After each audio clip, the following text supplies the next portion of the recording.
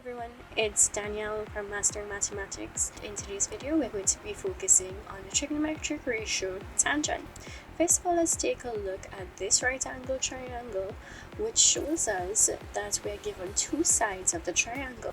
Now we're given an angle labeled theta. Let's see what these two sides are in relation to theta. When we look at it carefully, we'll see that the base of the triangle is called the opposite side because it is facing the angle theta, and you guessed it, the one right next to theta is called the adjacent. Our tan ratio relates the opposite and adjacent side. Our tan ratio, we write tan theta is equal to opposite over adjacent. Tan is the only trig ratio of the three that we use in math which does not involve the hypotenuse.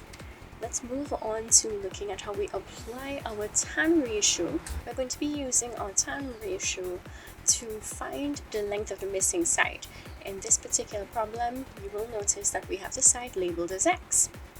We're going to apply our recipe for success. Every step we know it, so let's begin. We're going to start by identifying the ratio we need to use.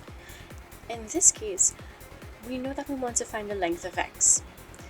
We are given one side of the triangle and we're given the angle with a magnitude of 30 degrees. X is opposite to the angle and the length that I'm given is next to the angles. This means I'm going to use my tan ratio. So we start by stating the tan ratio, and then we're going to apply it to our problem. So this means we're going to replace the terms with our notation, and that's how we will get that tan xy is equal to xy over yz. What's the next step? We need to substitute our values at this point. So once you have that statement, what should we do from here? We need to transpose. That's right. Let's make the unknown the subject. Let's multiply both sides by 15. That's right. And when we multiply both sides by 15, eliminating the 15 on the right hand side, we're going to remain with the statement x is equal to 15 times tan 30.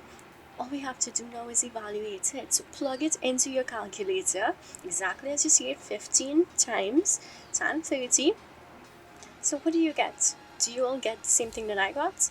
I got 8.661. You should get something around this value. We can write the answer to three significant figures. So as a standard for CSEC, we always go to three significant figures. If you think you understood how to use your tan ratio, go ahead and take a look at this question. You can look forward to a full tutorial on my YouTube channel.